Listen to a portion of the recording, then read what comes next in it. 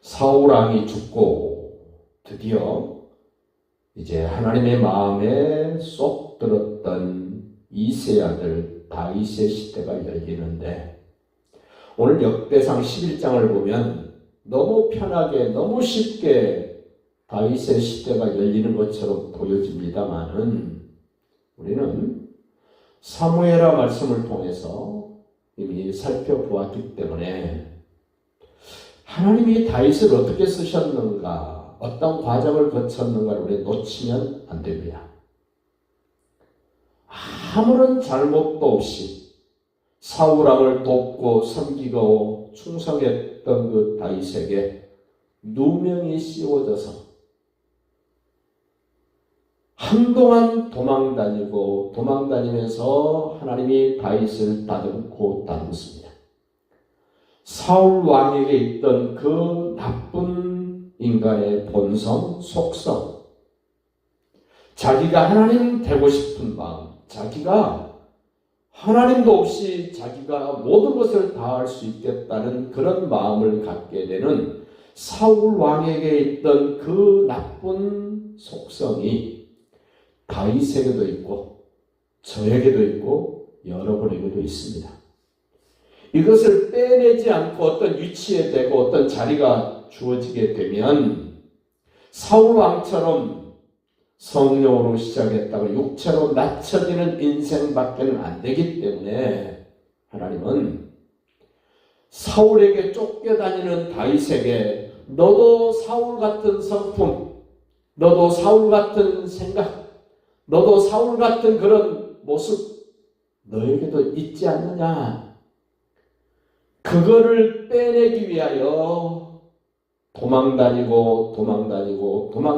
도망다니면서 다윗 속에 있었던 것들을 하나씩 그 불순물을 빼내주셨던 하나님, 드디어 이제는 다윗에게 그런 것들이 제거되었기 때문에 역사의 주인공으로, 이스라엘 왕으로 다윗 왕을 이제 드러내기 시작합니다. 오늘 11장 1절 보십시오.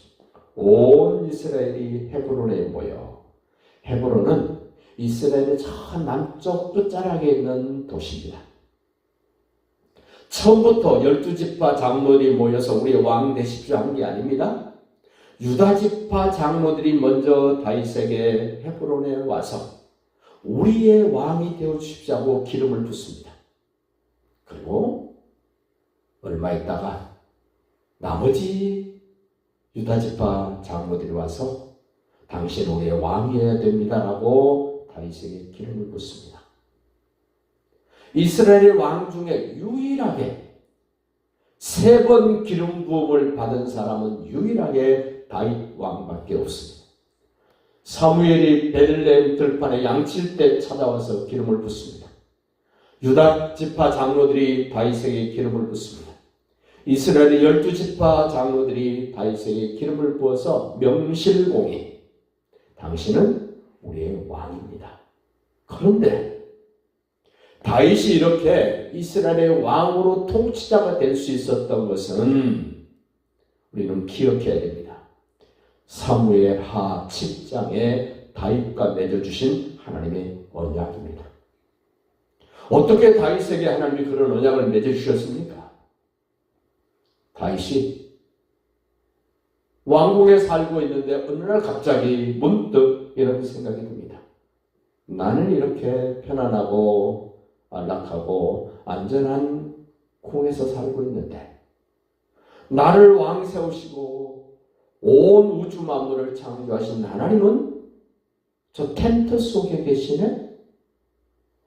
그렇다면 내가 하나님의 집을 지어드려야 되겠다는 인류 역사 속에 유일한 마음과 생각을 가진 다윗, 나단 선지자는 이야기를 합니다. 내가 하나님 집 지어드리고 싶은데, 그 다윗의 생각과 다윗의 말에 하나님이 감동되셔서 너는 비록 내 집을 지을 수는 없지만 너에게 내가 언약을 맺는데 네 허리에서 왕위가 끊어지지 않을 것이며 오늘 이전에 말씀하신 것 한번 읽어봅시다. 전에 곧 사울이 왕 되었을 때에도 이스라엘을 거느리고 출입하게 한 자가 왕이셨고 왕이 하나님 여호와께서도 왕에게 말씀하시기를 네가 내 백성 이스라엘의 목자가 되며 내 백성 이스라엘의 주권자가 되리라 하셨나이다 아니라. 이 말씀의 내용이 사무엘하 7장의 다윗과 맺은 언약입니다. 우리는 똑같은 말씀을 들여다보면서 누구는 풍성하게 말씀이 보여지고 들려지는데 누구는 썰렁하게 보여지고 들려지기도 합니다. 여러분 어떻습니까?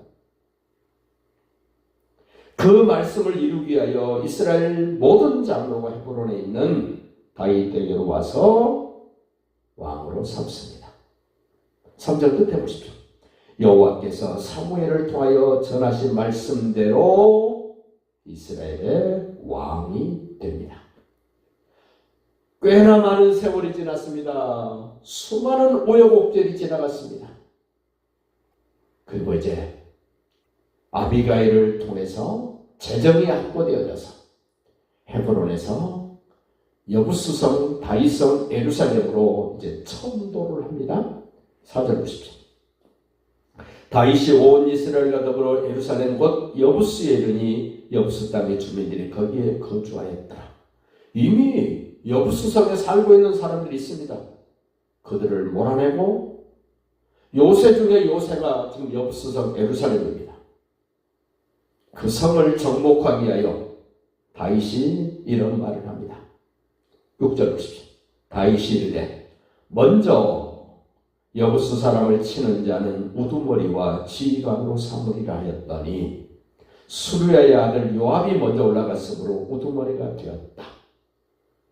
아무나 우두머리가 되는 것이 아닙니다. 뭔가 다른 사람보다 앞서서 희생하고 충성하고 헌신하는 모습이 있는 그 요압이 군대 장관이 되고 1등 공신이 됩니다. 다윗성이 그 여부스성을 정복하고 난 다음에 그 성 이름을 바꿉니다. 7절 보십시오. 다윗이 그 산성에 살았으므로 무리가 다윗성이라 불렀으며 9절입니다. 만군의 여호와께서 함께 하시니 다윗이 점점 강성하여 가니라. 다윗이 점점 강해지고 강해짐에도 불구하고 10절 말씀을 보면 오늘 우리를 하나님이 어떻게 쓰고 싶어 하시는가, 무엇을 요구하시는가 10절에 나옵니다. 다윗에게 있는 용사의 우두머리는 이러하니라. 여러 우두머리가 있습니다. 이 사람들이 다윗의 우두머리 된 용사들이 온 이스라엘과 더불어 다윗을 힘껏 도와 하나님이 함께 하시는 다윗임에도 불구하고 도와야 될 사람들이 필요했다는 겁니다. 하나님이신 예수님도 이 땅에 오셨을 때 누군가가 예수님 편에서 예수님과 함께 움직여주고 예수님과 함께 일해야 될 사람이 필요했습니다. 우리 은혜교회도 마찬가지입니다. 저에게도 마찬가지입니다. 하나님이 저와 함께 하시는 것 저도 확신합니다. 그럼에도 불구하고 오늘 다윗에게 필요했던 용사의 우두머리들처럼 온 이스라엘과 더불어 다윗을 힘껏 도와 예수님을 힘껏 도와 복음을 가지고 있는 목사를 힘껏 도와 나라를 얻게 하고 그를 세워 왕으로 삼았으니 이는 여호와께서 이스라엘에 대하여 이르신 말씀대로 하였다. 말씀이 이루어지도록 우리도 힘을 써봅시다. 같이 힘을 쓰고 주님이 이끄시는 방향으로 주님이 말씀하신 내용대로 이루어드리는 멋진 인생, 복된 날 되시기를 예수님의 이름으로 축복합니다.